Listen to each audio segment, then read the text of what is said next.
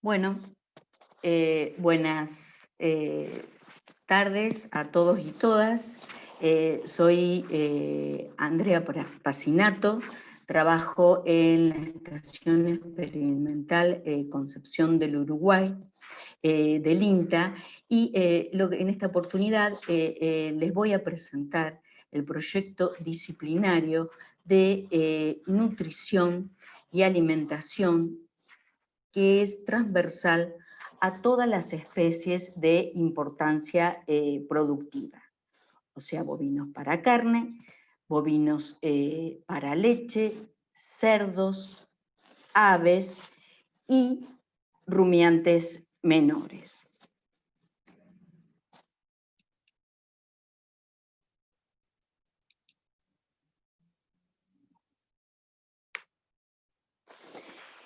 Este proyecto reúne las actividades de investigación en 23 unidades experimentales y reúne aproximadamente a 100 profesionales que trabajan para diseñar estrategias de nutrición y alimentación en todas las especies. Están representados el NEA, NOA, región central y región patagónica. Vamos a compartir algunas de las actividades más relevantes que se llevan a cabo en el marco de este proyecto disciplinario. Una de estas actividades es la de la utilización del grano de arveja en la alimentación de las distintas especies animales. El grano de arveja especialmente se ha difundido su cultivo especialmente en la región central, sin menospreciar en otras regiones del país. Hay momentos que por las características cualitativas o de mercado, nos quedan disponibles cantidades de esta leguminosa que una forma de agregarle valor a su utilización es convertirlas en proteína animal, ya sea en carne o en leche. Desde este proyecto desde este proyecto estamos comenzando a evaluar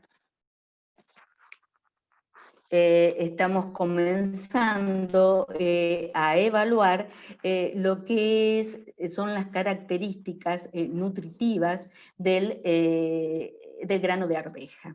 Bueno, el grano de arveja tiene algunas características muy interesantes, un elevado contenido de proteína de alrededor del 22%.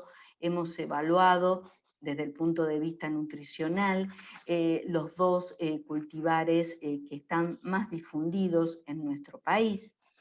Y además de ese elevado contenido de proteína, una característica que tiene es que también posee un elevado contenido de almidón, aproximadamente la mitad del almidón que posee un grano de maíz, con lo cual nos hace que sea perfectamente adaptable para reemplazar una porción de la fuente proteica del animal y también reemplazar la fuente energética, digamos, como el caso del grano de maíz. Como estamos hablando de poder suministrarlo a todas las especies, tiene una característica superior que la ventaja al grano de soja, y que es que tiene un contenido de sustancias antinutricionales mucho menor al del grano de soja. Como ustedes conocen, el grano de soja no se puede alimentar, no se puede suministrar crudo a monogástricos por el elevado contenido de sustancias nutricionales, especialmente si hablamos del factor antitripsina. Tiene una ventaja en la arveja, ya que tiene muchísimos menos cantidad de factores antinutricionales. Hemos comenzado, la idea es que a través de los años que dure este proyecto se va a evaluar en todas las especies. Tenemos los primeros resultados, donde hemos evaluado el suministro de grano de arveja en bovinos para carne, en una dieta a corral.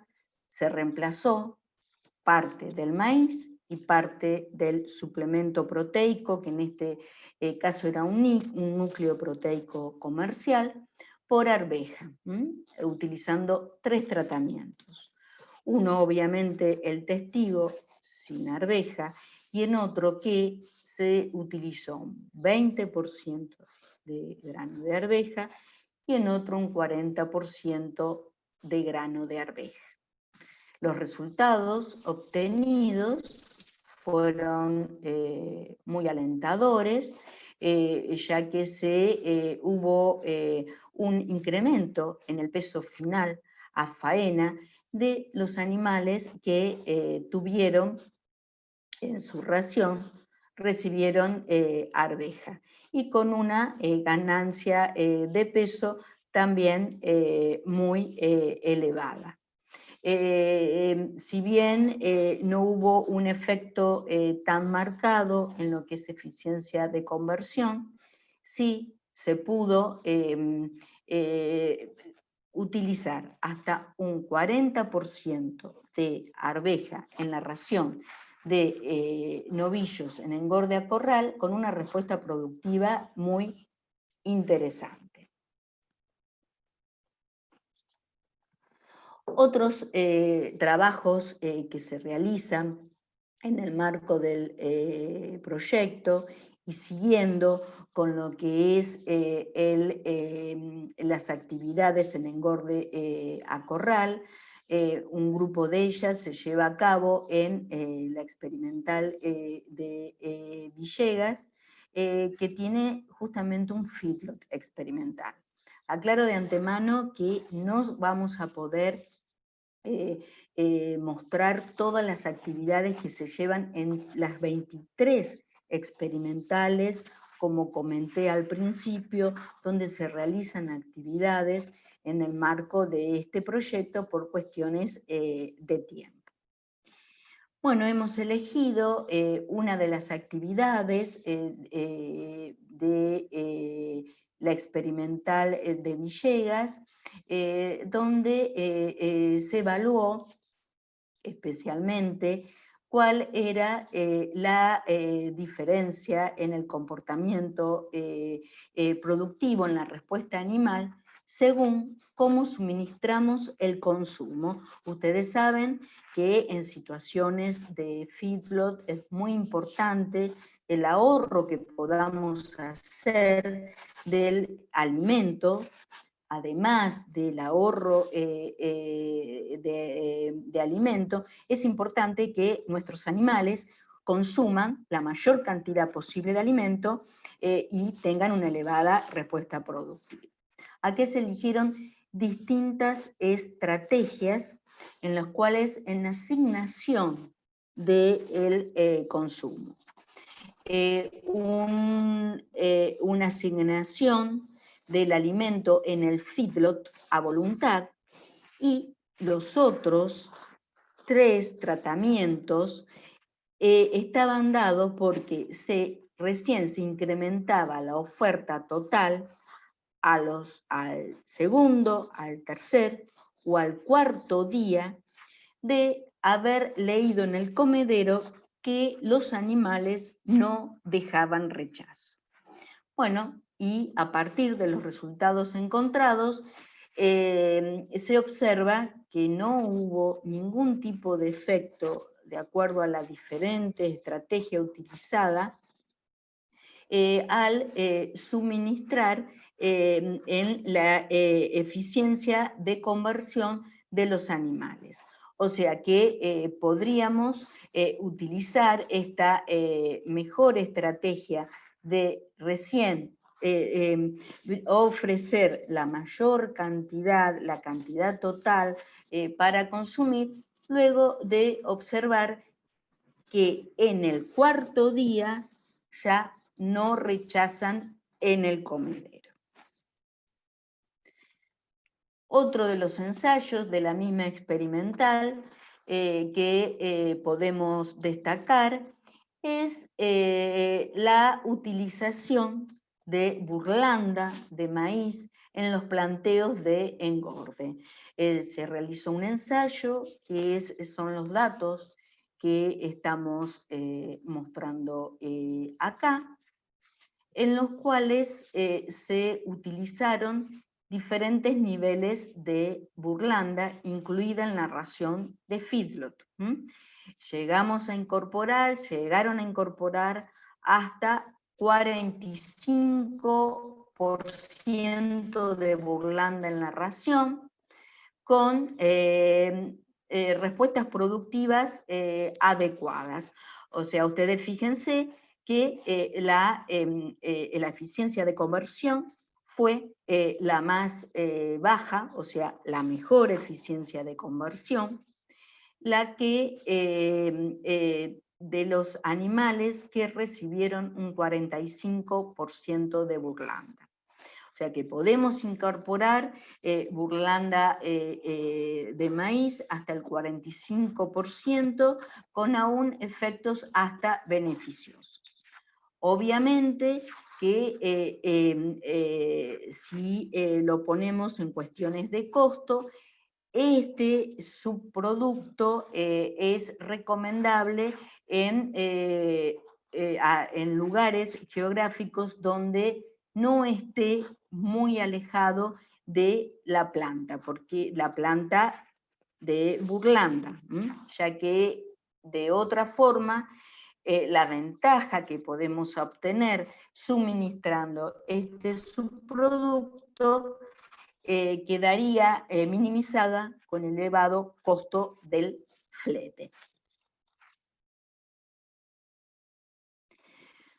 También en el marco de este proyecto se desarrollan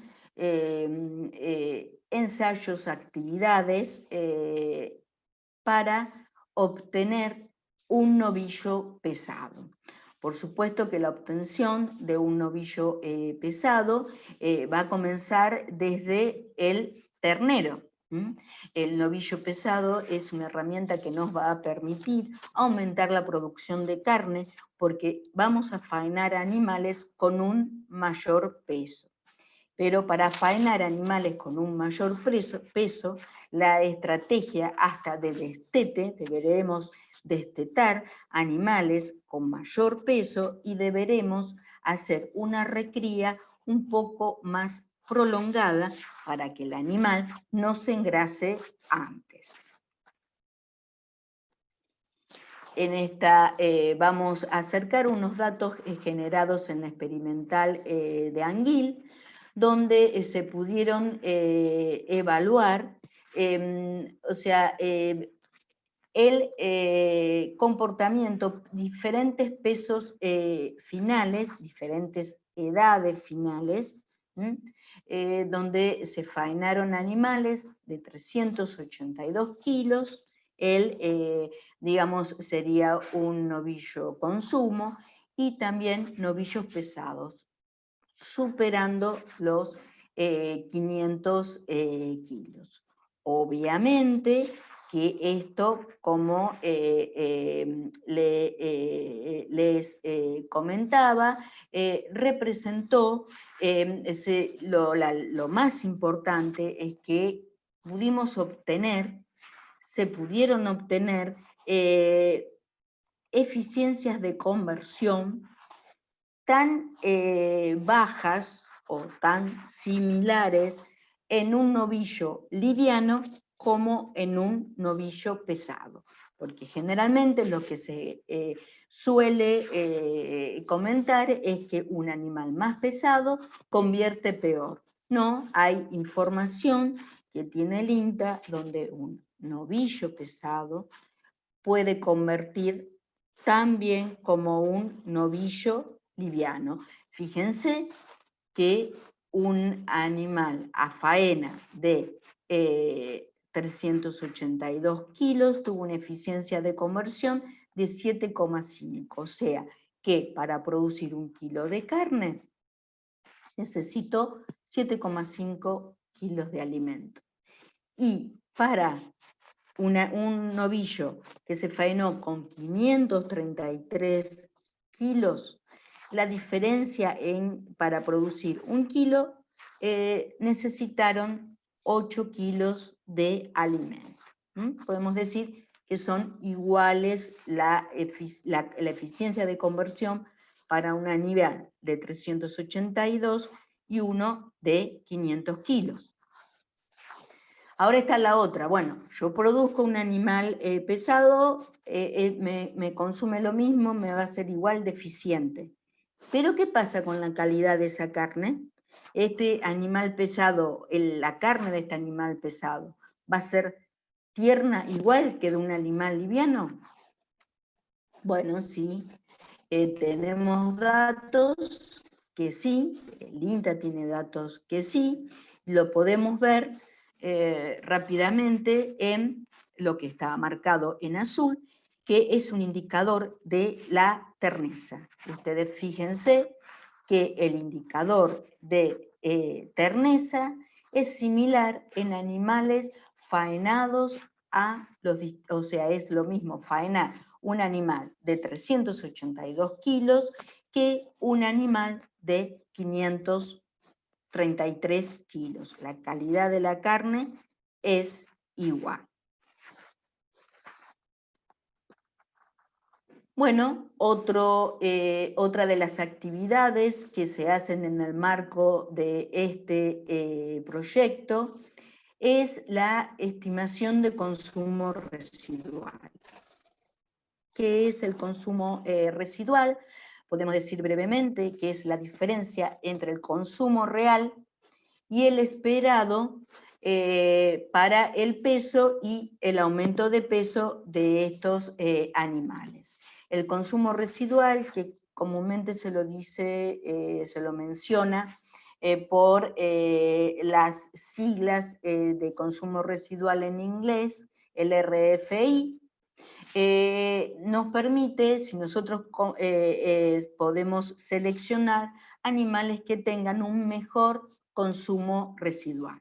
O sea, aquellos animales que tengan un consumo residual más bajo van a ser más eficientes, porque van a utilizar la energía para producir con mayor eficiencia, que es ese consumo residual. O sea, consumen menos para ganar lo mismo. ¿Cómo se realiza esto? Bueno, nosotros a partir podemos elegir animales que tengan un menor consumo residual. Para medir el consumo residual fue preciso desarrollar parte de este equipamiento que fue desarrollado también por el INTA. Y directamente puede ser utilizado directamente, por ejemplo, para seleccionar animales. Esto es muy común que en las cabañas lo utilicen, entonces seleccionan aquellos como toros, aquellos animales que tengan un menor consumo residual, que es lo mismo que decir los animales que sean más eficientes. También otra actividad que se realiza en el marco de este proyecto es evaluar todos los compuestos bioactivos que tengan la capacidad de modificar la actividad de la flora microbiana, ruminal, y poder disminuir la producción de metano. Como ustedes bien saben, la ganadería es uno de los contribuyentes a la producción de metano. Nosotros estamos buscando productos, especialmente productos naturales, que puedan disminuir la producción de metano.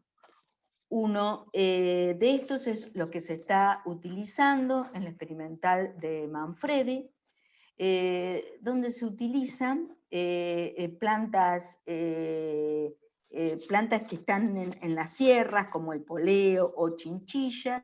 Se hace una extracción del aceite y in vitro se evalúa la producción de metano. Los ensayos in vitro han dado muy buenas respuestas, para lo cual posteriormente pasaremos a evaluarlo en la respuesta animal in vivo.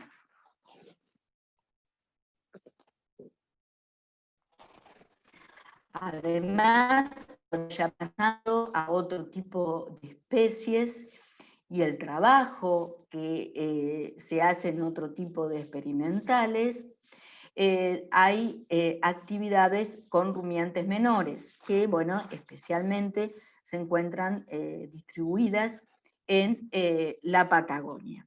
Se está trabajando con la utilización de aditivos en dietas de ovinos, tanto a corral como a pastoreo. Las fotos que ilustran esta diapositiva pertenecen a un ensayo que se realizó en la experimental Bariloche, y donde se utilizaba un aditivo como es la colina para mejorar la performance de del engorde de ovinos. También se participan actividades, las experimentales patagónicas de Esquel, Bariloche, que ya hemos nombrado, y Santa Cruz, y todo su trabajo está abocado a buscar distintas estrategias de suplementación, bueno, en situaciones tan adversas como la de la Patagonia. Diferentes estrategias con suministro de algún limitador de consumo, algún comedero de autoconsumo. Bueno, estas actividades obviamente se hacen en forma conjunta con otros proyectos como el de pastizales o proyectos de rumiantes menores. Bueno, en bovinos para leche se trabaja especialmente en la experimental de Rafaela y también en la experimental de Balcarce.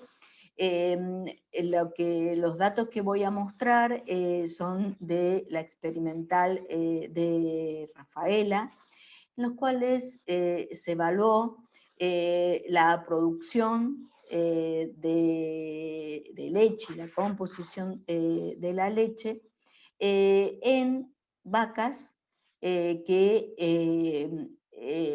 consumían pastura versus una ración totalmente mezclada. Acá comúnmente también se utiliza la sigla en inglés, TMR, para llamar a las raciones totalmente mezcladas. O sea, podríamos decir lo que sería un consumo a pastoreo versus un consumo a corral, en este caso no para ganancia de peso, sino para producción de leche.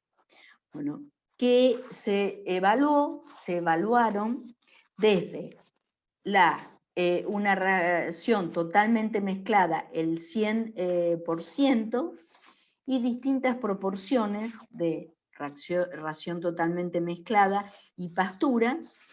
Acá tenemos el 100% de ración totalmente mezclada, y acá pasamos a el 25 versus el 75 pastura.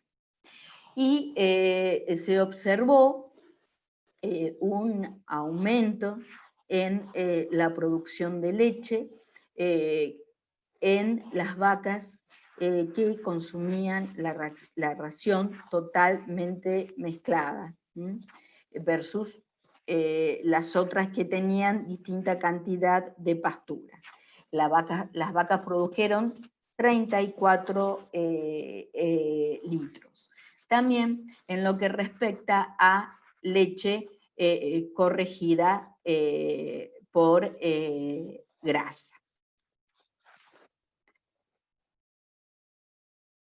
Bueno, y para finalizar con la última actividad que se está desarrollando en este momento, vamos a hablar de una actividad que se realiza en la experimental de Marco Juárez y con cerdos, y se utiliza una soja no modificada genéticamente, que eso es algo importante, que se desarrolló en INTA y que además no tiene factor antinutricional.